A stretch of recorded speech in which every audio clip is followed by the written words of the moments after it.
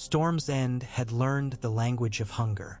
It spoke in the dry rasp of the barley sacks gone to mouse droppings, in the whisper of the wind searching the voids between ribs and underarms, in the muttered reckonings over the gatehouse fire where men divided half a turnip by 8. Stannis had given up counting meals and begun to count hours, the sea pacing below as if it too kept tally. The castle's cruel, curved walls took the weather and returned it in iron. He would stand on the battlements and feel the spray fling itself at him, as if the narrow sea meant to climb and drag the fortress down by the throat. A day might come, he had thought too many times, when it would do exactly that, and he could not bring himself to name the day mercy. Men fell silent when he passed them. He was not beloved. He had long since made peace with that, a colder peace than any the Reach could offer. He had his ledgers, the steady place where columns behaved if a lord did not flinch. The sick list, the bowstrings that would not sing because the fat had gone from them, the dwindling woodpile, the promising lie of the barley in the storerooms that proved mice had eaten more than men. He slept little and did not let himself dream. The dreams that came were always of a man like him, a younger figure in a boy's body staring at a black shore, watching a ship founder and break into weeping lights. News did come through ravens. The trident and a prince dashed crimson in the shallows, and Robert's hammer lifted high enough to make a crowned head a rumor. The besiegers lit watchfires in celebration, the crowns of their orange flames bobbing beyond bowshot. Mace Tyrell wore victory like a cloak even when he did not own it. Paxter Redwine's galleys lay off to the west, as smug and distant as a prayer you do not intend to keep. It changed nothing at Storm's End. The Tyrells and Redwine stayed where they were, and the sea stayed and hunger stayed. On the night the smuggler came with onions, the wind dropped. That itself felt like a trick. The sea settled and the stars came out naked and innumerable. Stannis walked the wall and saw the dark smudge of a little boat slide out of the night. No lantern, no song, no horn. Garrison archers knocked smoothly, dry cords and bad feathers, but Stannis called them to hold. Something in the motion of the craft, its certainty, its lack of fear of rocks only a man born to these waters would know, tripped a memory the wind had not been able to prise from him. Stefan's son knew the sea that had killed his father the way a knight knows the sword that maimed him. They brought 𝒕𝒐𝒓𝒏𝒈𝒆𝒔, a thin man with the wary eyes of someone who expected a blow, into the torchlight. Sacks sweating onions stink in the cold. Men rushed the sacks like dogs after a thrown bone, and Stannis's guards had to hold them back with the flats of their blades.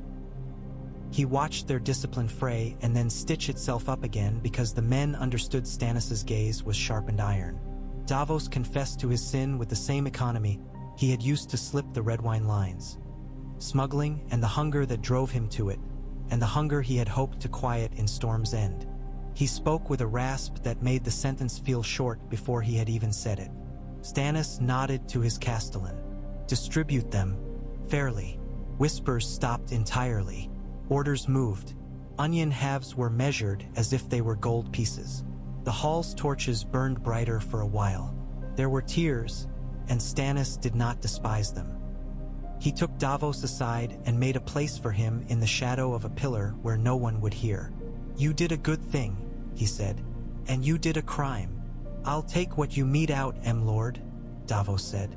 The man had the sense to understand that favor and punishment were not opposites in Stannis's hands. "Only let my lads keep what bred the onions by us." Stannis looked at those hands, the hands of a man who loved the feel of a rope running past his palm, the quick twist and slack of a good knot. "I will remember you," he said. He did more than remember. He began to think, and to think of something other than the arithmetic of survival. He stood at the narrow window in the Lord's Tower and watched dawn unpocket the sea from shadows. The raven said the prince was dead. The raven said Robert was wounded but alive. The besiegers still sang and the Redwine still lay off, but victory had changed rooms somewhere else in the realm. It would move again. If not here, then where Stannis told it to. The onion broth revived the garrison. The men stood taller, and their captains dared to sketch small jokes in the air and not snatch their hands back as if from a fire. From the south came Ned Stark with a pale banner. A quiet advance stumbled by mud and the astonishment of the defeated Tyrell host. Stark raised the siege without horns. Men departed from their hunger like waking from a terrible dream. No blood, only the evaporation of intent. There was talk in the yard, and voices Stannis had forbidden themselves hope suddenly found it like something put into their palms. Eddard Stark rode through the gate, a narrow man with a narrow sword and a face made for holding winters. He bowed to Stannis not deeply but properly and said that Robert, their older brother, that great laughter, that stench of sweat and wine, would sit the Iron Throne as soon as the city could be taken. Tywin Lannister is on the march, Stark said. There was an unwelcome name if ever a man had one. He will be at King's Landing before long. The city will open its gates to him if they think him savior instead of carrion bird, Stannis said. He stared down at the coast, at the paths the light made on the gray water. Where is the fleet? Dragonstone, Stark said. The queen and the boy are across the bay. The king is mad. Varys keeps whispering about 𝒕𝒐𝒓𝒔. There were few men Stannis hated without hesitation, but there were many he distrusted without pause. Tywin Lannister was both the second shading the first. He had seen the way a rich man's balance sheet could be used to beat another man to death. He had no intention of letting the lion show the realm how to die. Then I sail, he said. You've just been relieved, Stark said. I will not be relieved until the last of it is done. He could see the route, almost see the buoys as when he plotted a passage with a night sky map. The Stormlands had ships and men to row them.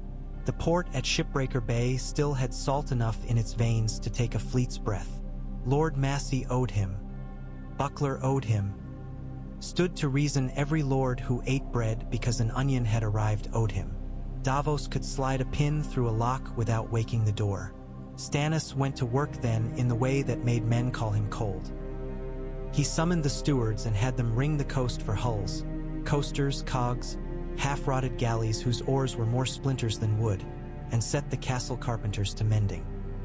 He cleaned Lord Steffen's old barge himself, worked his hand along the warped rail and remembered tar under his father's nails and the laugh afterward. A laugh Stannis had never found inside himself and never would. He laid his palm on the planking, felt the slight warp, judged it worth the risk. He named flagship and tacked no glory to the naming. Renly clung to his leg once, at dusk, a child's soft hands around wood. Don't go. Then I should never have come, Stannis said. He peeled the child's hands away gently and told the wet nurse to see him to bed. There was no sense and no victory in tenderness you could not keep. Davos climbed the gangplank with a wary grin and a sailor's limp, as if no deck would forgive a man for striding. I know the rocks better than anyone, he said, and the bribes to pass old oarmasters on short notice. You know more than is good for you, Stannis said, and saw the spark in the man's eyes. He recognized a faithful disobedience when it presented itself. It was not the worst iron to shape. They went out under clouds the color of old pewter, the sea chopped and close set as a cobbler's stitching. They burnt no lanterns. Ships creaked like old men and men cursed like old ships. Davos stood abreast the prow with his nose turned to the edge of the wind and called the shift of current like he was muttering his children's names. Black gulls kept pace for a while as if even carrion wished to see what came of this. The city reared up slowly as dawn thinned. King's Landing lay along the mouth of the Blackwater like a patient animal, ribs showing under the skin of its roofs. The river gate, the mud gate, men called it with the affection they give to things they hate and need, was a darkened mouth. Stannis brought the fleet into a crescent where the water flattened itself under the city's shadow. There was no chain. That particular invention had not yet been hammered into being by clever men. There were torch stands and high towers and the occasional gleam of a catapult's iron teeth. But the night softened all edges, and it is easier to take a city by water than by ambition if no one expects you. They went in pairs, 2 or galleys at a time, silent as fish, the oars kissing the water, the oarsmen breathing like they were men waiting for a babe's first cry. Davos took the lead in a shallow draft, slipping round the river's bends with the surety of habit. Stannis stood with one hand on the gunwale and let the city tell him its secrets. where the mud deepened, where the wharves budded without pilings, where night-soaked air carried the stench of tanneries rather than fish. Behind him, veterans of a siege of hunger set their shoulders to something they could master. His voice, when he gave it, was scarcely louder than the rivulets running down the hull. Bored her. The first watchman died before they knew they'd been born that hour. Stannis regretted none of them and pitied the worst of them. Men do what men are told until they don't. The keys woke slowly. A lamp fell, cracked, spilt oil flamed. Then men sprang up to stamp it and called to one another, and the call went nowhere. The city had enemies enough inside its own walls to fill a small war. No one trusted his neighbor's shout. That useless tangle saved lives, as such tangles often do. A killboat grounded near the river gate, and Stannis was over the side with 3 men before the keel had settled. The wall there was old stone patched with brick, and the mortar had separated from the bravado of those who laid it a generation ago. He found a seam with his fingers and a foothold with his boot and hauled himself up, all of him complaint except his arms. A boy stood on the parapet, hair still holding the curl of his mother's palm, and lifted a horn. Stannis hit him with the edge of a shield, turned, gave the signal down. Men swarmed. The gatehouse took fire in a neat way, oiled ropes, slung tar, because he had rehearsed it with planks and curses in Storm's End's yard. It lifted its smoke like a standard. When the bars groaned back, the river said yes. Within, the city stirred like a man kicked from sleep into a fight. Bells started, then stopped, then began again as orders argued with fear across squares and alleys. The King's Landing militia were as they had ever been and would ever be.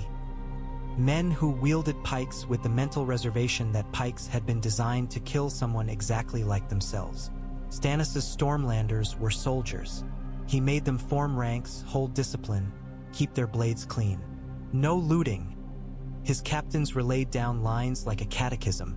By Robert's command, they added, it is easier to obey a man you do not love if he makes you feel you answer to something beyond his appetite. Up in the Red Keep, the news came in shards. One guard muttered of ships. Another insisted it was the gold cloaks running riot. A chamberlain swore that the gods had turned the river into green fire. 𝒕𝒐𝒓𝒏𝒈𝒆𝒔, the pyromancer, laughed too loudly and spoke too quickly of hidden casks and the glories of purification. Varys watched it all with eyes like small, polite coins. Grand Maester Pycelle droned available platitudes in a voice that could have choked a wheat field. Aerys II Targaryen had once been a beautiful man, perhaps. Now he was a collection of nerves wearing a crown. He licked his lips and commanded both everything and nothing. Burn them all, he said to one set of ears. Bar the gates, he said to another. Send for the Kingsguard, where is Rhaegar, where is my good true son? The room breathed and waited for someone to do what he couldn't name. Jaime Lannister stood with his white cloak like a sneer over his shoulder. Hale and golden and irritated by every sound. He knew how to hold still when something obscene was implied and dared him to watch. He listened as Rossart whispered to the king about jars and cellars. Jars under seps, jars under streets, jars secret as prayers. He saw the splotches on the pyromancer's hands like his craft tattooed him in blisters. He imagined easy to do because it was the underside of every city. A map of King's Landing painted not in streets but in fires. Sire, said Aerys, and the white of his eyes had slid into wild. Bring Rossart to the Guildhall. No one will suspect a thing, and tell the bells to ring. Let them all know we are not afraid. Jaime had often moved faster than his thoughts and been rewarded because he was beautiful enough that the world found excuses for him. The thoughts outran him that day. He led Rossart into a side passage and put a sword through the man's throat just below the jaw, where you could be efficient about it. He had time to register surprise, Rossart's and his own, before the blood went bright. He stepped back, let the body drop like a sack sliding from a mule, and wiped the blade because habit has no conscience. He went back to the throne room and found madness setting its angle on the world. No one saw Jaime walk up the dais, or if they did, their eyes refused to drag that sight into sense. Aerys turned when steel touched him. He made a sound Jaime would remember when he wanted to feel nothing at all. The sword went in and the world jostled and then stilled. Jaime pulled the blade free, and the crown did not fall but hung on the king's head as if crowns had learned to cling. He knocked it off with the second blow and the third, and the fourth was for the memories the city would have to learn to forget. He sat down afterward on the first step, cleaned his sword with neat little strokes, and waited for the next thing he deserved. Stannis came up into the throne room with 6 men and a silence like a sermon. He took in the sight the way a mason reads a cracked wall, where the weight had gone, how the pressure had changed. The king lay spilt, and the young Lannister sat as if he were the only survivor of a shipwreck. Stannis knew that boy's father by ledger and rumor and law. He knew also what wildfire smelled like when a pyromancer's clothes were still hot. Jaime looked up with eyes like a spring day. "He meant to burn us all," he said. "I thought that mattered more than the matter of oaths." "It often does," Stannis said. He gestured. "Take his sword." They did. Jaime let it go like a man surrendering a toy because he knows the game is done. A Kingsguard without a sword was something to write down. The paradox almost amused itself. Stannis walked the red keep like a flame without heat, everywhere at once in the way a man is when his men know how to walk in his steps. He found Elia of Dorne in a solar with her children clinging to her skirts. Rhaenys stared at him as if she could read in his face the answer to a riddle no one had taught her properly. Aegon, just weaned and royally oblivious, snuffled at his mother. Elia's eyes were too large. Illness had carved her face down to its lines, and pride sat there pretending to be anger because that is often how pride survives. "Princess," Stannis said, and he looked at her as he looked at everyone, in strict measure. "Am I still that?" she asked calmly. "You are until told otherwise," Stannis said. "You and your children are under my protection, for the present. In Robert's name." She glanced at his men, at the stag on their surcoats, and then studied Stannis's mouth as if she might find mercy there. "A lion is coming," she said simply. "Aye," Stannis said. "The gates are shut." The city learned a new sound that day, a measured drum of boot against stair, iron locking into iron, orders not shouted but passed. Small folk peered from doorways and saw soldiers who did not try to take what they did not need. They understood this was not a sack. There would be no wine poured on their thresholds to hear them plead, and no women lifted and carried like sacks. They did not know what they felt, so they felt frightened and grateful at once. At sunset, the Lannister host appeared beyond the city's landward gates in a red and gold tide that lapped at fields and found nothing to drown. Their banners made an arrogant lake of color. Their camp rose with the neatness of a merchant's ledger. Tywin Lannister came with the face of a man who had taught himself that the world was shaped to his jawline. He presented himself before the walls with a small guard and demanded entry to save the city from chaos and avow himself to the new order. "Lord Lannister," Stannis called from the gatehouse above, his voice carrying better than a horn. "You cannot save what is not threatened." "The city has risen against its rightful king," Tywin replied. "My son rides in white and has sworn." "Your son is disarmed and under guard," Stannis said. "King's Landing has risen out of fear of being burnt by that rightful king. We have removed the match." Tywin's stillness shifted a hair's breadth. He would write down this insult in the book men like him kept under their tongues.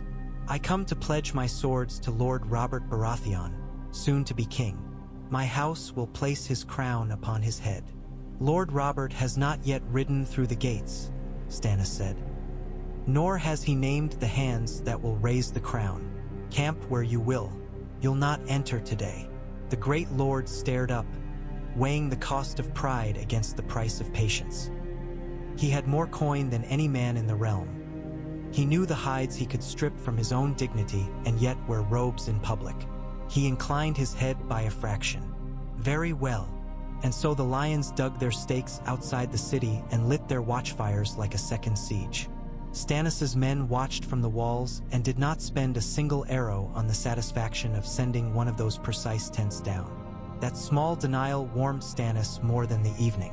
Eddard Stark came hard on the heels of the Lannisters, and his host's exhaustion was an honest thing. They had walked the realm, and it had rained in their faces, and this would have been enough for any season. He rode straight for the river gate, watched it open to him, and blinked at the order he found. He found Stannis in the throne room speaking quietly with Jon Arryn, who had slipped into the city with a handful of knights and a clarity that settled rooms. "You took the city," Ned said. "We stopped it burning," Stannis replied without ornament. He told Stark what Jaime had done and what 𝒕𝒐𝒓𝒏𝒄𝒂𝒏𝒈𝒆𝒔 had meant to. Ned listened with his head bowed as if to hear more than words. "We have the princess and her too. No men of Lannister within the walls. You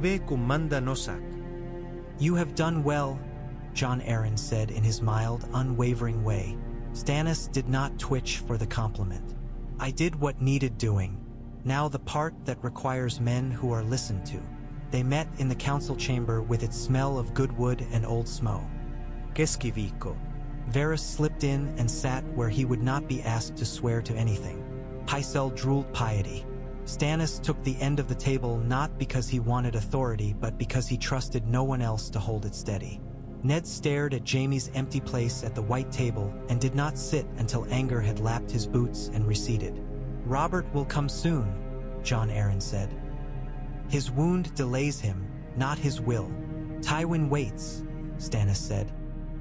"He'll want the door opened and a parade prepared for his loyalty to be judged." "No," Ned said, and Stannis nodded once to that. "Dorne will hear of this," Varys murmured, blinking like a cat. "Oberyn will hear. Doran perhaps will think. Princess Elia, she and her children live," Ned cut in sharply. "That matters. It matters to the new king that they are dragon spawn," Stannis said, the words coming out as stones. Ned's jaw worked. "We both know Robert's temper. We know also the realm cannot afford to set Dorne ablaze the day after it puts out this fire," Jon Arryn said. "We will keep the princess and her children safe under guard. We will ask Lord Doran for terms of peace. He values the slow way." "Hostages," Stannis said. He could make a ledger of lives and find the sum hateful yet not wrong. "Alive hostages calm a realm better than dead babies." "You will not say that within Robert's hearing," Ned said. "Not as you said it." "I will say what the realm needs," Stannis returned. "I have little skill for anything else." Robert arrived on the third day after the Lannisters and the second after the Starks cast off their travel dust. Riding with blood still stiff on his sleeve and a grin he could not convince his face to hold. He made jokes because a man afraid of silence fills it like a wineskin, and he laughed too loudly at them. He embraced Ned in the yard and clapped Jon Arryn on the shoulder and gave Stannis a look that contained love like a nail driven into a beam. Stannis told him without once glancing away. Robert's jaw hardened until it seemed teeth might crack. "The dragon whelps," he said, and he spat the word out the way men spit the husk from a grape. "They live." "They do," Stannis said, "and the lion would have murdered them for a gift," Ned said. Robert stared at the throne room chair like he could hear hammers in it. He had killed Rhaegar and found it did nothing for Lyanna. Stannis saw it all in a flash. The feel of a hammer that wouldn't swing enough, a wound that would never tear properly, a love that had been taken and replaced with a crown. "The wrong things are heavy," he thought. "I want them gone from my sight," Robert said. "I want them." Jon Arryn touched his arm as if Robert was a trap he had built himself and did not know how to disarm. "No, not that. If you spill their blood, Dorne rages. You cannot afford a realm made of bonfires, Robert. Keep them under honor and guard. Let Dorne swallow enough of its rage to choose caution. Let them see you as more than Tywin Lannister's anger with a crown on it." Robert breathed hard. He looked at Stannis as if a sober man might be hidden in his brother somewhere. "And you, my iron brother? Will you give me some account book way out of this?" "The realm needs peace more than vengeance," Stannis said. "We do not hang children because their father wore rubies. Keep them alive, and you hold a sword over Doran Martell that cannot slice your wrist." Robert closed his eyes. He swayed slightly, then caught himself on will. "Keep them. Guard them. I want them nowhere near the dais when the crown is set on me." Then, like a boy turning his back on a lesson, he snarled, "Where is the lion?" "In a cell," Stannis said. "I thought it best." Robert drew breath to rage, then laughed because, on some level, he still loved the idea of humiliating a Lannister. "We'll keep him where he can look at iron and think of oaths." Then his face dimmed. "And Tywin, camped outside," Stannis said. "He begs entry in your name." Robert smiled like a man who still found brawling the only argument that mattered. "Let him wait." They let him wait. The Lions' tents made their bright parade by day and their precise stars by night while the city settled to a new discipline. Stannis set his men to cleaning streets where they'd bled them. He posted guards at the storehouses and over the pyromancer's vaults. When one of his captains cuffed a fishwife for shouting, Stannis docked the man twice his pay for a month and put him on night watch alone. The fishwife told that tale until the day she died, and no Lannister coin was strong enough to buy a better one. Jaime's trial would have been a spectacle in another life, the sort of thing Pycelle enjoyed for the tastes of words he could roll in his mouth. Instead, they took it through like a knife through bread. Varys told Jaime's deed in neat detail. The pyromancer's body on the floor told it also, as bodies do when those still living ignore them. Jaime did not defend himself. He never had learned to love words when steel was near. He looked at Ned Stark and saw the sort of hatred that did not shout. He looked at Robert and saw a man who wanted to be too many things. "You broke your oath," Ned said. "I stopped the city from burning," Jaime said. "I would do it again." "You will remain in white," Robert pronounced at last, his voice thick not with wine but decision. "If you break your oath again, I'll have your head. The white cloak will be a jail you wear to remind your father where his reach stops." Stannis neither smiled nor scowled. He had expected that exact justice because it was half mercy and half spite, and men like Robert could balance only those two coins in their hand. Tywin Lannister entered the city on the 7th day because Robert was done making him wait, and because you could not leave a man like that outside forever without forcing him to choose between patience and war. He came to the throne room without a hair out of place and went to one knee as if kneeling had been made elegant for him. He presented Cersei with the same quiet air he presented a set of ledgers. A solution, an alliance, a tightening of belts. Robert looked at Cersei and saw beauty sharpened into something that cut. He looked at Stannis and saw iron disapproval like a wall. He looked at Ned and saw a man thinking of a dead girl. He looked at Jon Arryn and saw a father who remembered how to say no. "Not today," Robert said, and Tywin knew the feel of a door his coin could not open. He stood and smiled without showing any of the teeth that mattered. There was Dragonstone yet. The Queen Dowager had fled there with her son and her womb, and if Rhaegar's line was not snuffed, it would linger there like coals. Robert sent Stannis to take it, and there was justice in that. Stannis went because he did what needed doing, and because the sea had been the first thing that did not lie to him. He took the fleet out again, better supplied this time and with a mastery he could nearly love. Davos came, and Stannis told him in a cramped cabin that he would be knighted for the onions and punished for the smuggling. "You will lose the first joint of each finger on your left hand," he said. Davos blinked as if the numbers were a puzzle he had almost solved.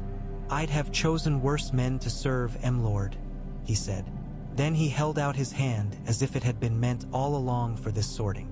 The storm that named a child was already building when they rounded Driftmark. The sky churned like a butcher's bowl. Stannis' fleet met the first rank of waves with the steadiness of men who had been hungry and found worse. Then the sea reared up and showed them the bones under its beautiful skin. Lord Steffen's death returned to Stannis not in memory but present tense. Men went into the water and came up with eyes that had seen a god they did not know they worshipped.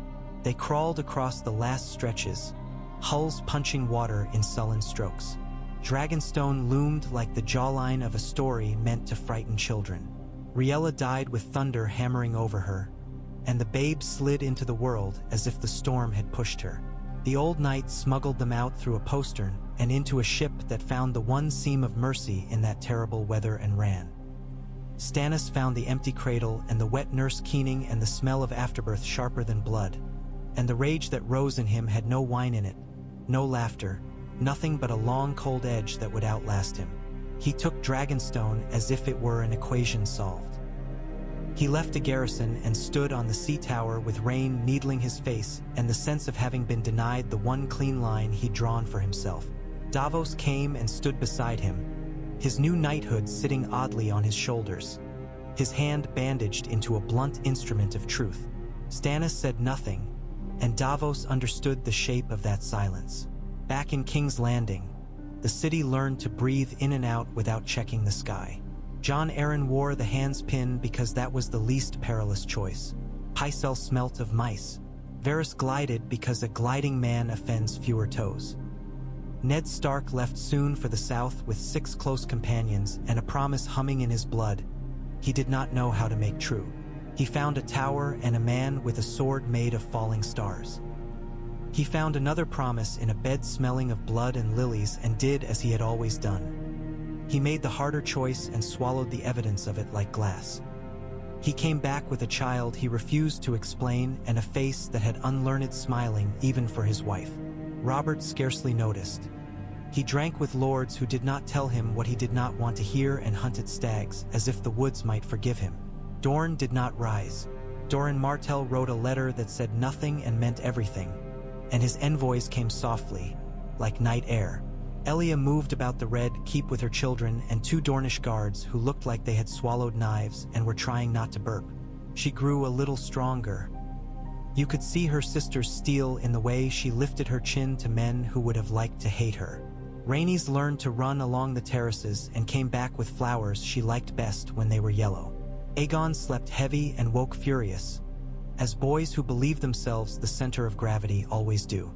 Stannis had little use for them and less use for himself when they were near, but he recognized the moral arithmetic ticking inside his chest. He assigned good men to their guard and invented punishments for anyone who called them names when they thought no one could hear. Tywin returned to the west with his pride hung up to dry on a gilded hook. He did not sulk. He counted. He counted the days until his daughter could be queen to someone else. The ways to make the crown need gold as men need air. He smiled small and invested in wharves and roads and the memory of insult. He would never forget the closed gates and the Stormlander on the wall telling him to camp like a hedge knight. He would wait and he would pay for patience as he paid for everything else. Winter in the capital comes as a rumor before it comes in truth. The wind snakes along the street of flour and turns the last provender to dust. The Red Keep grows green in the seams of its stone with the damp. The people of the city learned Stannis' name like they learned the names of wards and alleyway gods. The man who kept order, who did not take, who made men who took pay it back. They did not love him, and he did not seek it. But when his horse's hooves rang on cobble, windows clapped open to see what work marched behind him. Robert's coronation passed like a storm that did not put out enough fires. He sat the throne and made the steel behind it creak. The words were said, and the crown glowed dull gold on the black of his hair. Men shouted and clapped and swore an oath they had sworn and broken to different kings before. Stannis stood behind and to the left, not so much in his brother's shadow as in his own. He counted costs. He always would. He returned to Dragonstone when the city no longer needed his weight on its neck to remind it of breathing. There was work there. A fleet to build that would not break the first time a storm remembered a man's name. A garrison to train that would not drink its salt wages in the first tavern. A harbor where he could teach pilings to respect a winter gale. He sat in his father's chair and watched the sea and thought of a child born into thunder and a ship that had found a seam of mercy he had not been able to find himself. The years that followed uncoiled like rope. Slowly, nearly soundlessly until it lets go enough for a snap.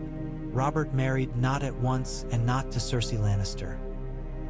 He turned his face west for a time, then south, then north, seeking a queen in the way a drunk seeks his old shoes.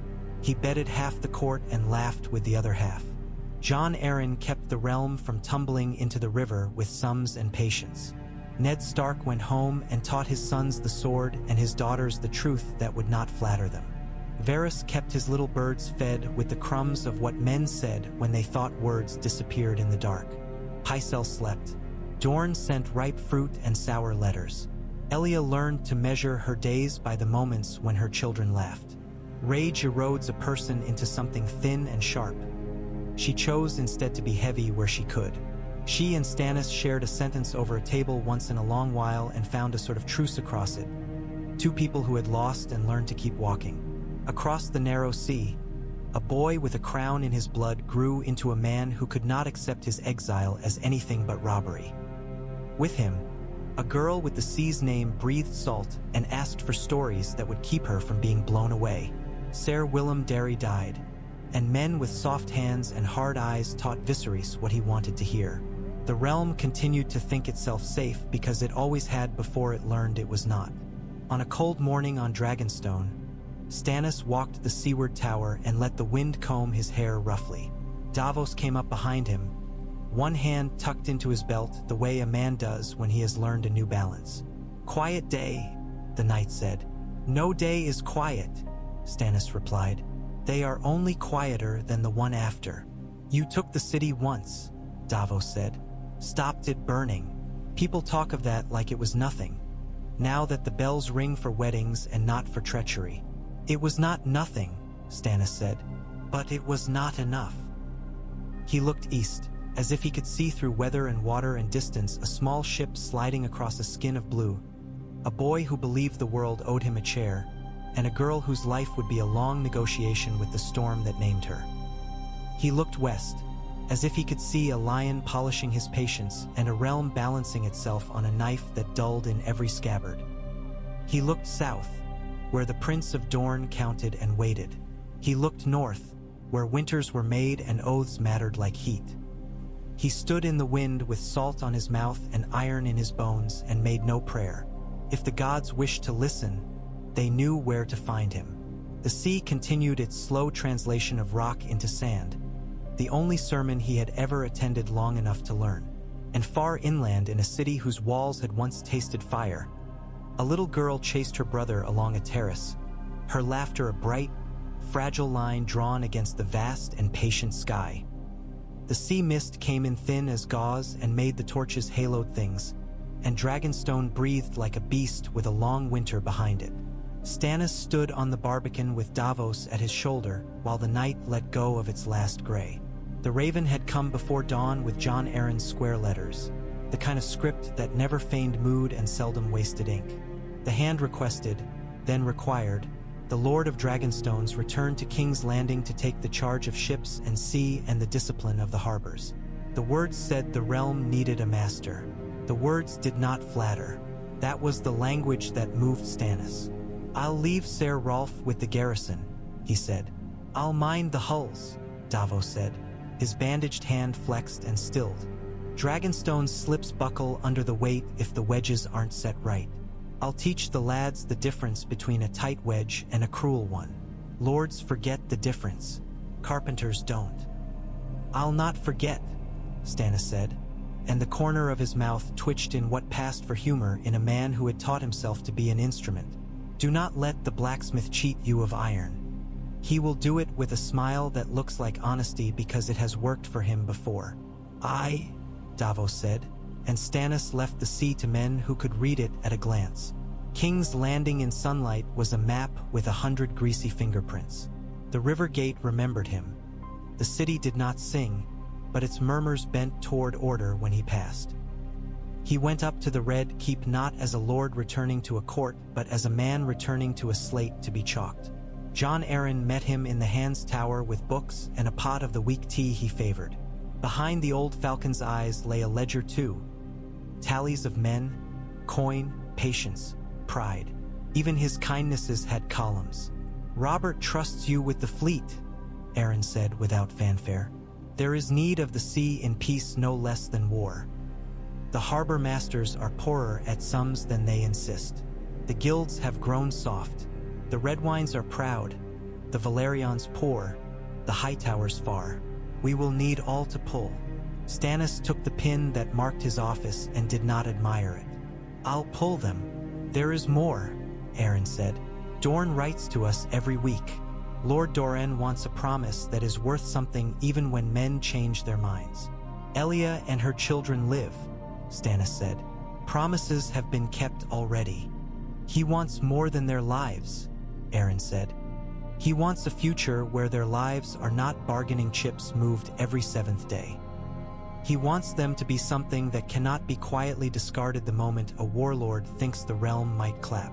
Stannis' gaze drifted to the window where the city lay like a stubborn account. What does he suggest? A betrothal, Aaron said, and did not dress it. Rhaenys to Renly. The name hit him where he kept the parts of himself he could still be startled by. Stannis did not move for a beat. My brother's boy is 6. The girl 8. Renly is Robert's blood, Aaron said.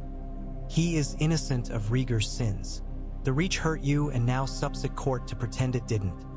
The West smirks and counts its stores. The North wants to be left alone to be honorable.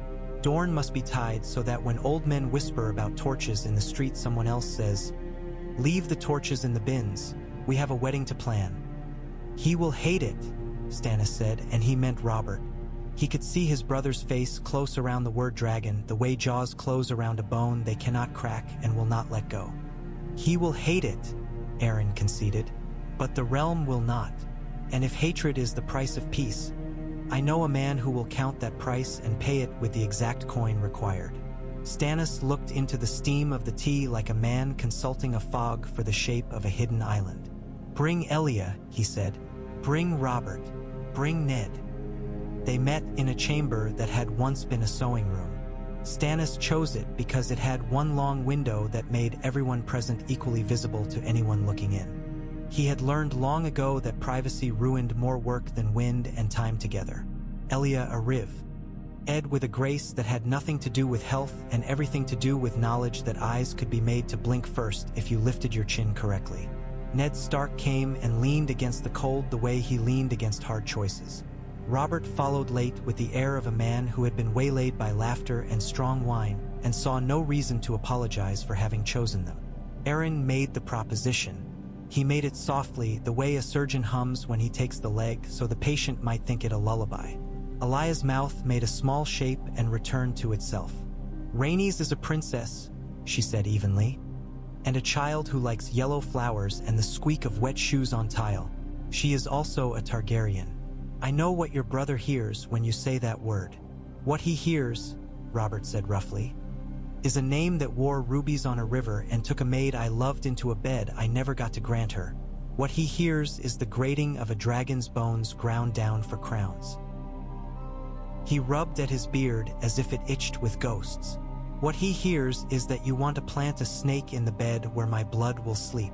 Ned said nothing, the way a man hands someone a rope without instructing him how to pull himself up.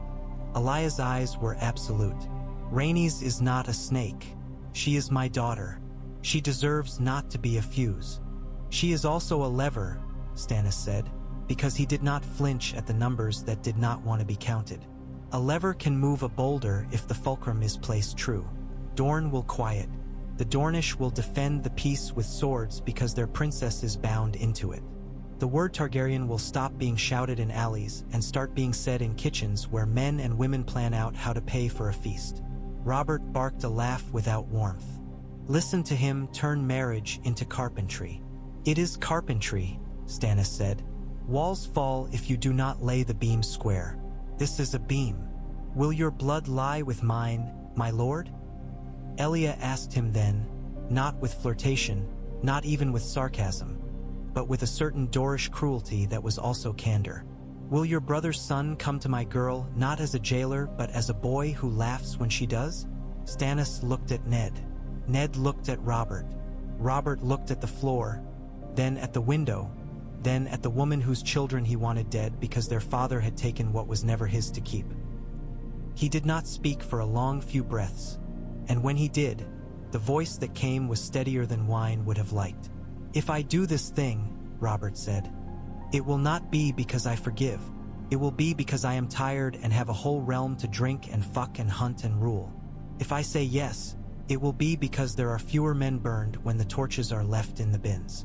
Then say yes, Jon Arryn said gently. Robert said yes and rolled the word around in his mouth like it had stones in it. And then he stalked from the room to find a jug and a friend easier than truth. Elia let out breath like a woman setting down an infant that had weighed more than it should. If this is done, she said, Rhaenys will not be sent into the west to learn what lions do to stags. She will be fostered where she is protected. Storm's End, Stannis said at once, and King's Landing as the court requires.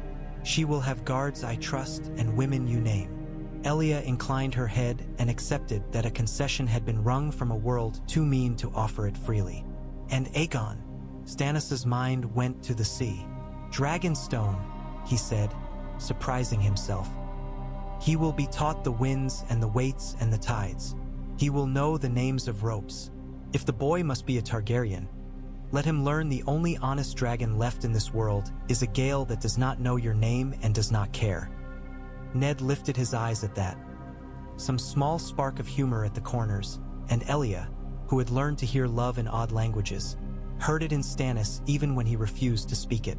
The betrothal was announced with a minimum of embroidery. There were no tourneys with gold cups like hats for peacocks. There were letters sealed with a barbed sun and a crowned stag and a crowned tower.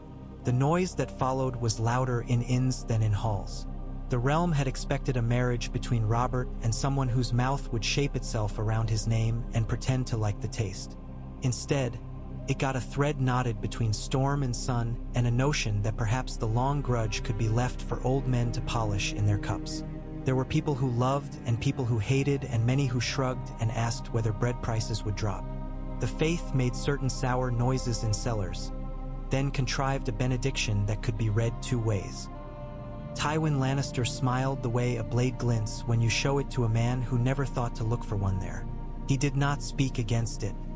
He set to work in the quiet manner of a man who trusted time the way a miser trusts a lock. Elia and her children moved through the Red Keep as if learning new light in rooms they had only ever seen under threat. Rhaenys adjusted to Storm's End with surprising quickness. Children do. Storm's End's curving walls and flinty courtyards became routes for small feet, and she discovered the particular call the sea made just before the gulls dipped low to feed. Renly took her hand with a solemnity that made wags in the yard chuckle and run to carry the laughing tale to kitchens. When she informed him that she preferred yellow flowers to white because white flowers looked like they'd been bled of something, he nodded gravely and began to bully the gardeners into accommodating a child's aesthetics. Stannis watched them in the way of a man who has not yet learned how to let his mouth be kind. He measured the distance between a boy he liked more than he admitted and a girl who would be a lever for a nation, and he placed himself in the space as if his own body were a brace. It was not love. It was the thing that holds beams square. He still remembered the boat he could not catch the day his father died, and sometimes when he stood with Rhaenys on the outer wall and taught her the names of the winds, he spoke as if to a ghost he'd never allowed himself. "That is the scythe wind," he told her. "It'll cut your sails if you let it spring over you. Learn its sound. If you keep the ropes tight, it will take you where you want to go. If you let them slack, it will laugh and put you on the rocks. Winds are honest like that. They don't pretend surprise when they kill you." Rhaenys grinned, yellow ribbon flicking against black hair. "Winds are like uncles." "Some uncles," Stannis allowed. Davos watched all of it with a seaman's habit of collecting small truths like ropes coiled correctly against future need. He saw Stannis teach without meaning kindness and the girl learn without meaning cunning. He went about his work in the yards and the slips, turning boys into oarsmen, oarsmen into sailors, and sailors into men who could be trusted to set a lantern out in fog without lighting the boat on fire. When men in small folks' caps asked him if the dragon girl was as proud as her name, he said, "She likes yellow flowers, same as you like pickled eels, and she laughs when she runs and scowls when a sum doesn't add up. Lords are what we use them for. Children are only what they are." Robert did not come to Storm's End much. When he did, he threw Renly high and kissed Rhaenys' brow in a clumsy way that pretended not to ask forgiveness. He had a city to hunt and a kingdom to hollow with his appetites. Jon Arryn kept the books and fed the guard and spoke politely in small chambers to men who wanted to be paid before they wanted to be fair. Ned Stark returned to Winterfell with a babe at his breast in the hands of a quiet, wet nurse and would not explain anything to anyone, not even his wife. The North received him with the gentle cruelty of snow. It falls, it settles, it teaches you to walk carefully. It forgives if you do not lie to it again. Tywin Lannister moved. He rode to Highgarden as if he'd never been asked to camp outside a city's walls with his oath curdling in his mouth, and he sat with Olenna of House Tyrell under a trellis that confused bees into thinking lace a flower. Mace blustered, which was a thing he did as naturally as breathing, and Tywin ignored him with the grace of a man who chooses not to notice that someone has spilled gravy. Olenna pricked grapes with a little dagger and popped them into a mouth that had eaten every delicacy the Reach had ever grown and spat out disappointments like pips. "My daughter," Tywin said, and did not have to say which one. "Your son." Olenna rolled a grape between finger and thumb, enjoying the skin's protest. "My Willis is bookish," she said tartly. "A good boy, if the gods have mercy on any household that wants to be run like a stable. My grandsons are colts.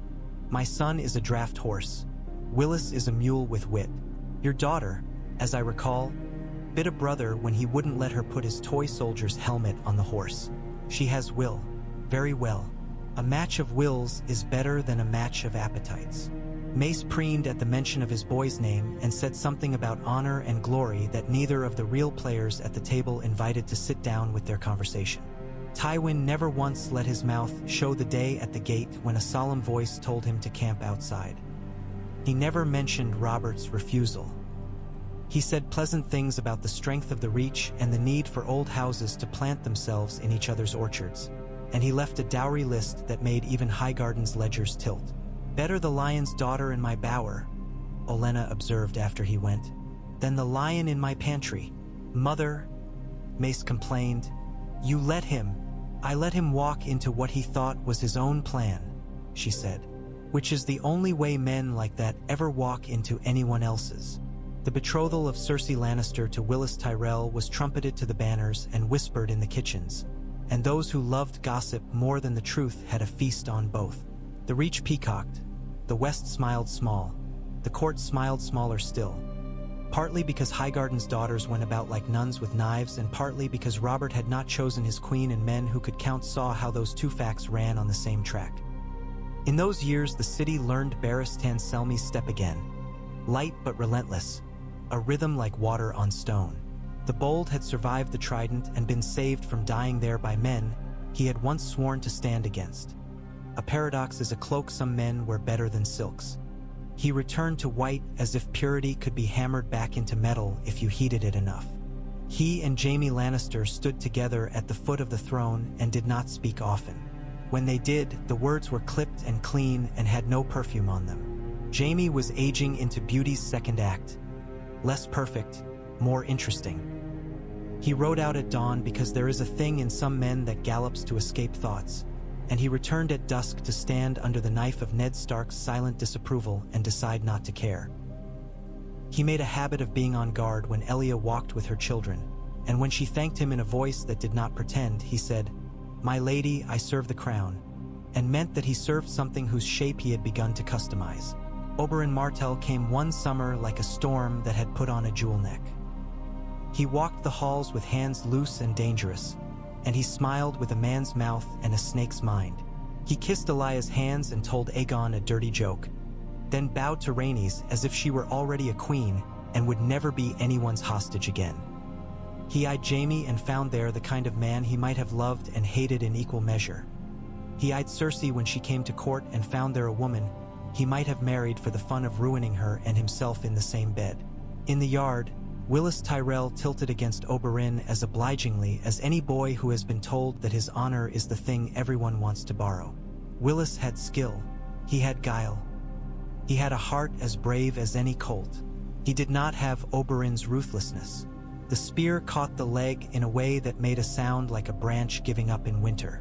Willis fell, and his cries made men look away, not because they were weak but because they felt like thieves for staring. Oberyn set his jaw, threw down the spear, and went to his knee, the apology in his eyes as true as his habit of violence. Highgarden learned to walk with a cane. Casterly Rock learned a new story to tell over supper about Dornish spears. Dorne learned it had to stop itself from blooming into rage every time news came north. Elia went to the sept and lit a thin candle, and the prayer that moved through her was not forgiveness but something like the consideration the desert gives a traveler. "I will not make your crossing easy. I will not make it impossible either." There are men who believe the sea is a stage for bravery. Stannis was not such a man. He believed the sea was a system with rules that didn't care about applause. When �💂 Greyjoy chose to crown himself on a rock beaten to madness by waves, the system shifted in ways Stannis had long predicted. Warnings had come in strings. Small coasters gone. Lanterns snuffed on nights with no wind. A gull found with its eyes plucked because some men need to practice cruelty on something that doesn't hit back before they try it on men who will. Ravens unspooled the tale. �💂 had himself named King of Salt and Rock. The old way would be new again. The Harlaws and Botlys and Good Brothers and Blacktides tied their long hair and shouted oaths into storm. Robert laughed at the first letters and threw a leg over his warhorse for the second. By the third, laughter had curdled into appetite. "We will gut this fish and salt him," he said, drumming his fingers on the map as if it were a drum. "He will learn what it means to stand against the realm." "Your Grace," Jon Arryn said, patient as a father with a boy toggling between glee and wrath. "Your wars where you swing the hammer are not the only wars there are. Let me swing it," Robert grumbled, looking at Stannis like a man gazing at a hammer that had arms and a vocabulary and insisted on weighing every blow. "You will," Stannis said.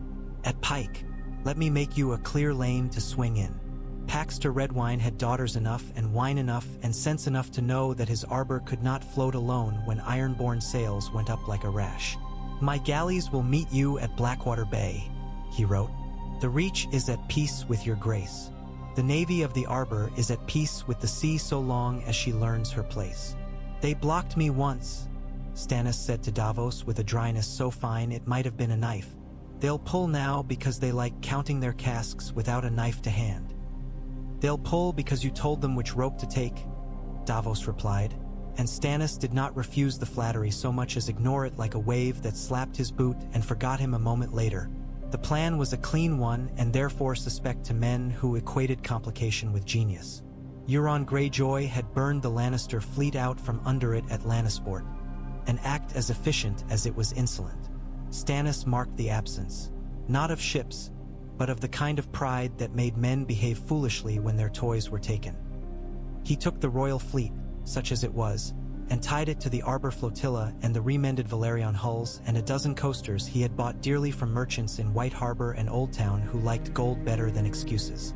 He taught them to move like one after first teaching them not to panic when or splash the wrong way. He took his rope from the gods and replaced it with his own. At Fair Isle they found Victarion Greyjoy with his longships fanged like laughter. The sea ran with lines and the wind pulled like a wrestling boy. Stannis set the bait first. Slow cogs with fat bellies and slow oars, loaded not with food but with men willing to sit under decks in heat with swords across knees and trust that when the hatch opened the sky would still be above them and the world would not be blood. Victarion bit as he had always bit, with a joy that made cruelty look like a hobby instead of a religion. His longships came sleek and low, their prows cut in the shapes of animals that had learned to scream. Davos stood at Stannis' shoulder at the prow, the bandaged hand tucked against him like a truth he refused to hide. He could read the water and the way it spoke to hulls. "Wait," he said, when men wanted to shout for oars. "Wait." On the third wait, one of the oarmasters swore him a coward. Davos pointed with his chin, and the man saw the thing Davos had heard. As the longships braided themselves to the bait with grapnels and rope hooks, the tide shifted, the kind of subtle turn an old woman hears in a kettle's first whisper. "Now," Stannis said, and the oars bit clean. Fire ships came then, not with wildfire, which Stannis did not trust any more than he trusted flattery, but with tar pots and pitch and rafts of dry reed. They slid on the edge of the tide like men coming in to listen at a door. The Ironborn had just enough time to wonder why prey should be aflame at this particular hour before the tar jumped and the reed caught and small clever flames ran where grapnels held them friendly and close. Stannis' galleys drove hard to break the lines the longships had made for themselves. Oars cracked. Ropes snapped. Men screamed the way men do when their bodies decide they mean to live regardless of what their minds have concluded. Victarion's war drums didn't flinch. The man was built like the idea of a blow. He boarded one of Stannis' cogs and split 3 men before a fourth could swing. Davos watched him like a sailor watches a reef and tugged Stannis's arm a half-heartbeat before a spear came out of nowhere for his belly. The spear glanced. The man behind it died anyway because a 𝒔𝒐𝒓𝒚 white cloak cut the air for him and put a blade where a prayer might have fit if anyone had believed in it. Barristan stepped from one ship to another as if the sea had offered him a floor, and he had agreed it would be so for a time. Stannis did not lose track of the numbers. He saw the longships fat with other men's courage break their own lines in panic. He saw Victarion hold too long and then cut his losses with the sound a man makes when a tooth is wrenched. He saw Euron's sails peel away before any man could catch them because some men love themselves too much to hazard their skins on anyone else's victory. He tabulated what he'd kill now and what he'd need to kill later. The day stretched long. At dusk, the smoke hung pink. The horizon rinsed itself. Stannis cleanly broke the Greyjoy strength in the west because he had used tide and men and tar without romance. The sea was satisfied with such arithmetic. At Pike's walls later, when the ladders went up and Robert finally got to swing his hammer in a way that made sense to his muscles, the king roared like a man rescued from polite company. The castle shook with the echo of pride. Balon surrendered not because he learned humility but because he learned counting. His two eldest sons lay dead. Roderick and Meryn spilt at Seaguard and Pike's foot, and he had only one left small enough to feel like something that could still be molded, Theon. Ned Stark took the boy on a horse with the care of a man who knows how to cradle the very thing he does not wish to hold. "He will be safe in the north," Ned said, and Balon's eyes told the whole world how safety feels when it is a chain with velvet on it. When the banners came down, Stannis sat in a tent that smelt of damp wool and oiled leather and let Davos bring him a cup. "Greyjoys will rise again," he said. "Men who worship storms think every failure is a rehearsal. Then we'll rehearse the other thing too," Davos said, and sipped like a man who knows that victory tastes better in other men's mouths. Robert was all roaring good cheer in the feasting that followed. He shone when there was meat on a spit and trophies to count and men to raise on benches. He jested with Stannis roughly and meant much of it in love and some in the way a man knocks a wall to test if it will still hold.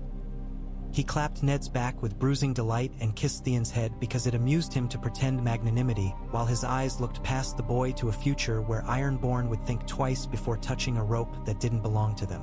He told Jon Arryn that the realm would sleep easy now. Jon Arryn did not tell him that realms sleep lightly when kings choose feast over ledger. In the seasons after Pike, the city changed its gait. There was food more often than not. The fishwives went home with coin. The cobblers could afford to be proud of their work. The small folk learned to curse Stannis with a kind of affection. By Lord Stannis's tongue became a way to say a thing had been measured and found sullen but fair. The sailors said by the onion's nose when a wind turned in their favor. Davos kept his laugh quiet, tucked down where he kept the memory of each joint he'd given for his knighthood. Elia walked the southern terrace with Aegon at her shoulder growing tall and dark, and Rhaenys divided her days between the city and Storm's End with an ease that made maids sigh about the luck of girls who were both free and watched. She and Renly bickered the way children do when the future has soldered them into each other's math. She stole his apple tart. He stole her ribbon. They shouted that they'd never forgive, and then they did, because children always do until the day the world teaches them not to. Ned came to court less often. Winterfell asked for him, and he could hear it. When he did come, he stood a while in front of Lyanna's statue in the Godswood, and then sat with Elia for a time in a quiet garden where neither said the worst of what they could say. He had a boy growing whose eyes sometimes caught the torchlight too like smoke, and he had a wife who had learned to make a room comfortable around a wound she could not name and could not ignore. He and Stannis spoke occasionally and never warmly. They had this in common. The numbers added because they insisted the numbers obey them, not because either of them had ever learned to charm a sum into more pleasant company. Varys watched. It is the verb that best belongs to him. He watched the girl across the sea learn to speak in tongues that were all sea salt and hardship. He watched the boy with the birthright grow into a prince without a throne, and then watched the realm he had predicted would need a prince choose a different set of balances. He adjusted. He fed merchants tiny scraps of worry, and fed priests slightly larger chunks of hope, and fed himself exactly enough of his own rhetoric to keep from becoming bored. The plan Illyrio had cooked in pentos shifted under the lid. Varys left the lid on until the stew learned its changed ingredients. Tywin collected debts. He sold grain to the crown with disdain that was as precious as saffron. He lent money to the crown with rates that made even Pycelle's jowls flutter with worry. He sent sons of the West to train in the capital and watch the throne and report when the hand coughed and the king laughed and the master of ships did not.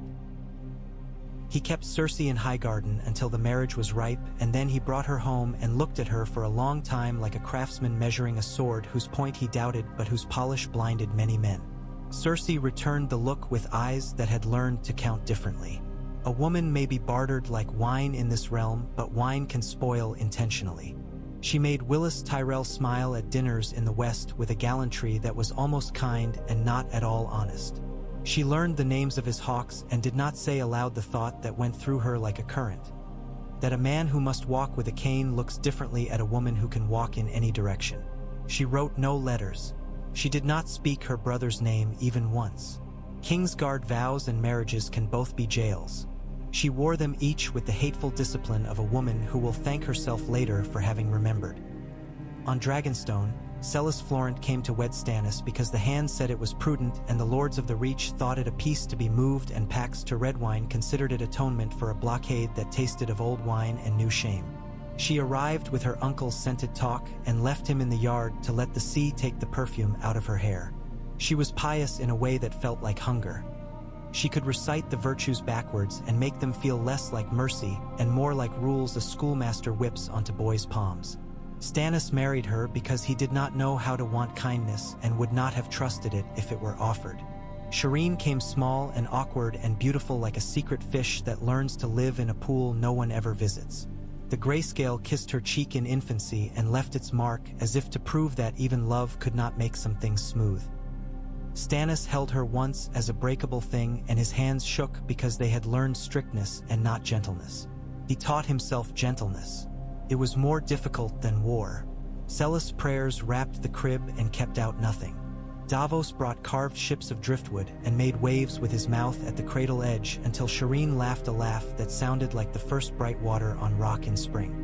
Elia came to visit with Rhaenys once and stood in the hall of Dragonstone as if measuring an old dragon's bones for wear. She and Celis did not like each other and did not pretend to. Stannis had to admire their economy. Aegon loved the sea too quickly for Elia's taste. He took to mast and line, to tide tables and the way a cloud on the horizon spoke behind your back while you were busy with rope. He read the wind the way other boys read poetry. He stood beside Stannis and did not fill the air with talk. Stannis loved him for that without admitting it even to his ledger. "They will make him a symbol," Elia said once on the causeway with the tide slapping the stones. "I would rather he be a rope or a mast or a sail. A symbol catches fire faster." "Then teach him to be useful," Stannis said. "A useful thing is always needed too much to be wasted." "You make people into furniture," Elia said, dry as salt. "And perhaps that is the only way to keep a house standing." He accepted the insult because there was truth in it. The years turned like a capstan, slowly, with effort. Each click a thing counted and then forgotten so the next could be managed. Robert married a daughter of the Arbor when the Arbor required it and Jon Arryn begged it, and the realm demanded that someone other than a bastard be next to inherit.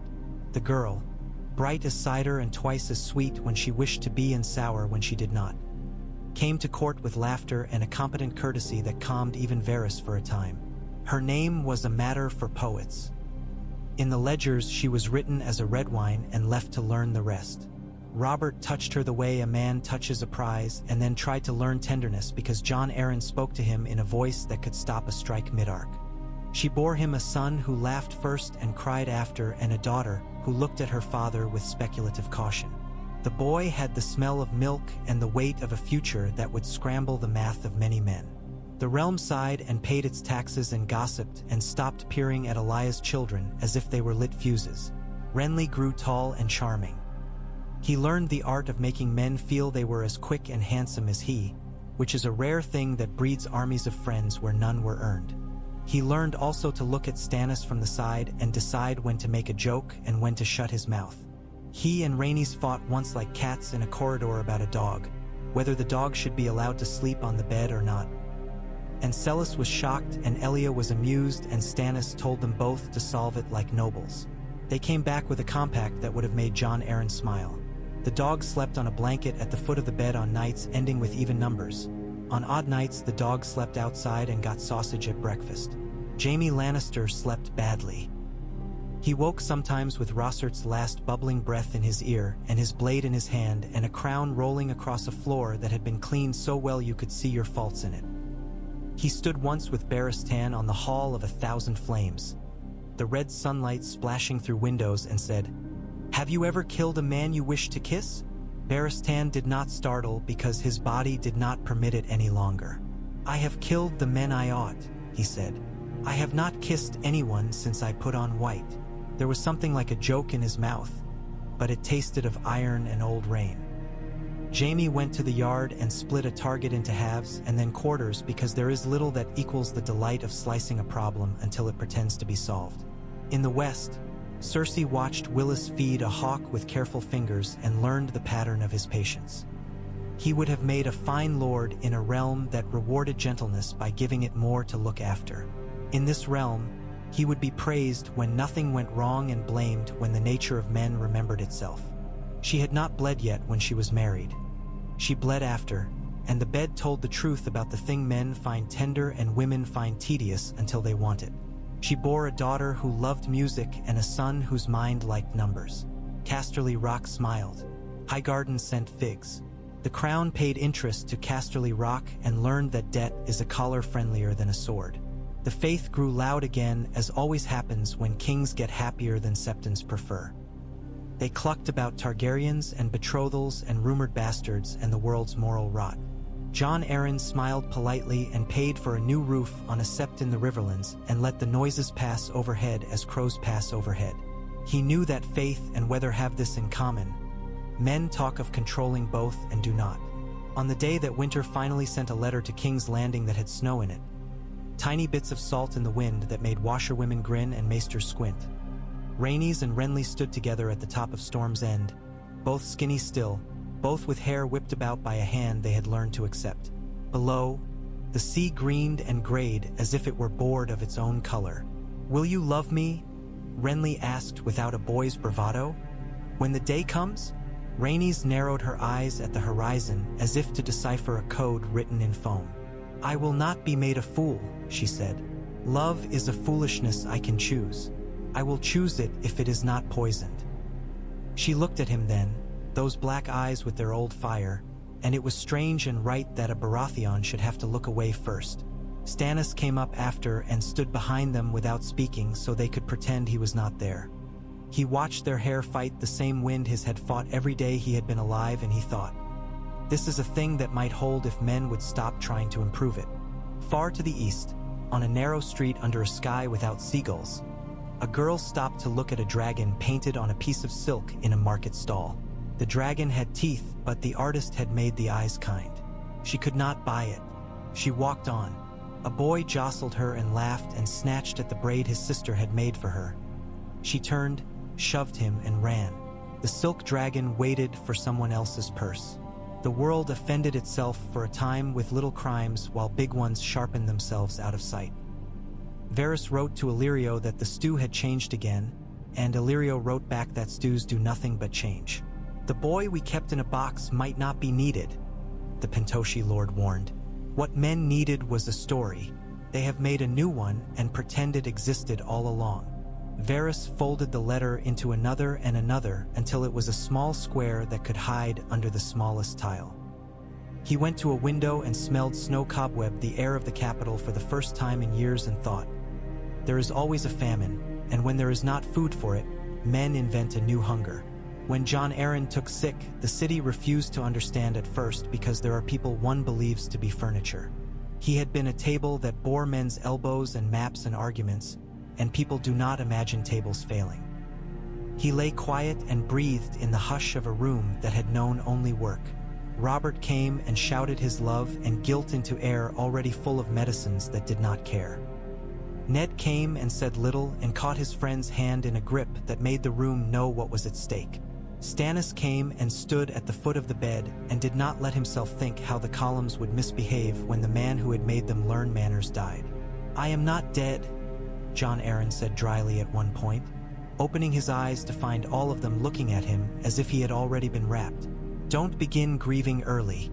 Men who rehearse grief never get the performance right." Robert barked a laugh through a nose that was wet. Ned blinked. Stannis inclined his head because he approved of criticism when it saved time. Arryn lived. He left a piece of his strength behind, which age politely offered to take in exchange for more years. He kept enough to keep the realm from tipping into nonsense. He learned to speak seated and be obeyed. Eddard Stark's son by his wife grew tall and heavy in the shoulders with hair the color of old pennies. The boy he had brought home to winter grew quicker and quieter in the eyes. They sparred on stone and in snow. They bled. They loved one another in the way that attaches men for life. Catelyn breathed easier around the one whose mother she had been asked to be. She breathed in shallower sips around the one she had not. Ned loved them both in ways he had to measure to keep from drowning in a lie he had told for honor's sake. He wrote rarely to King's Landing and more often to Storm's End, where Stannis wrote back as a man does when he respects letters like soldiers. No adornment, no excuses, duty laid down line by line. There was a moment in a winter court when Elia stood in a gown the color of a clear dusk and spoke to a woman from Gulltown of shipping insurance and the price of rope. Robert watched from the dais between a red wine queen who had learned how to shape her mouth around his jokes and a hand who had learned to shape the realm around the king's appetites. The hall was loud with the tonk of cup and cup on board and the small shrieks of girls crushed by lords dancing. Elia's voice carried a softness that did not apologize and a steel that did not boast. Rhaenys stood behind her with her hair braided with unbroken yellow ribbon and did not lower her eyes for anyone. Robert shifted, uncomfortable with his own thoughts the way a man is uncomfortable with a saddle after a bad fall. He leaned toward Jon Arryn and said out of the corner of his mouth, "There is a world in which I am a better man." "There is," Arryn said. "We do not live there. We live here." Stannis rode home from court that night along the seawall because he all but always did. He stopped where the wall makes a slight witless bend, the product of some mason's drunkenness a century ago. The bend is where the wind changes key. He felt it, and in that shift he found something that passed for a blessing in a man who did not expect such things. He thought of a boy with a rope in his hand reading a tide like scripture and a girl who had chosen not to be a fuse, and a brother who could be kind when someone told him exactly how, and a realm that could be held square if he kept his weight firmly set on the beam. But the wind is not a prayer and will not be thanked. It changes, and men pretend to follow it when they are dragged. Euron Greyjoy came back from exile with eyes like the coin flip you cannot refuse and ships that had learned new moods in far waters. He whispered to brother, cousin, stranger, anyone who would hear, about sails made of sea silk and islands that grew nuts that could set you dreaming for a week, and demons that sat under suns no one in the Seven Kingdoms had ever seen. He whispered about a horn that could make dragons weep. The Ironborn laughed because that is the thing they do best when fear is too close and their blood is up. But the laughter had an extra beat in it, the way drums do before storms make them change their rhythm. In Sunspear, Doran listened to letters written by a sister with tired eyes and a niece with bright ones, and he weighed each rumor from each port as if it were coin. He played Cyvasse with his boy and taught the lad a truth, that sometimes you must let men take your pieces so they will be surprised when your dragon comes the long way round. Oberyn went abroad again with a smile like a crack in something that had never truly been intact. He left daughters and promises behind because a man who loves many women also loves always leaving them with something to talk about. He carried venom and jokes and let the world choose which it would die of. At Storm's End, a dog slept on a blanket on a day whose number ended in even. Rhaenys set a little ship into a bucket of water and blew at it until it came to the wall and she could rescue it with fingers that had learned to hold and let go. Renly marked ledgers with a tongue tip that peeked between lips and scolded a steward for making numbers obey convenience instead of truth. Davos came in smelling of tar and salt and laughed because somehow the child he loved and the boy he loved were becoming the sort of people who could make a bent beam learn to be straight. A snowflake landed on Stannis' knuckles and vanished, which is the nature of snow when it meets heat disguised as a man. He went in to write a letter about cordage to a man in Old Town who believed himself above knots. He wrote another to Jon Arryn that said simply, "The sea is not finished with us. It never is." He wrote a third to Ned Stark and asked about the harvest numbers in the Bar-Rollins because numbers are the politest way a man like Stannis knows to say that he remembers a friendship even when he has no talent for its easier parts. In the East, a girl turned from a silk she could not afford and a boy she would not forgive and went home to a house that had a roof that leaked and a brother who made promise as easily as bread. A storm rolled up on a coast where no one speaks the common tongue and men whispered that a sail had been seen for the first time in 20 years on waters that had learned to forget ships. Somewhere a man blew a horn that had been made of something that had been alive before it learned to be an instrument. And somewhere else a man told himself that one more loan to a king who holds a hammer like a lover would turn a profit that would make up for a humiliation 10 years old. The realm breathed in, breathed out. The wind changed again. The work of holding everything square went on, as dull and exacting as prayer, as necessary as a bucket set under a roof's leak on the Nig. A storm remembers your name.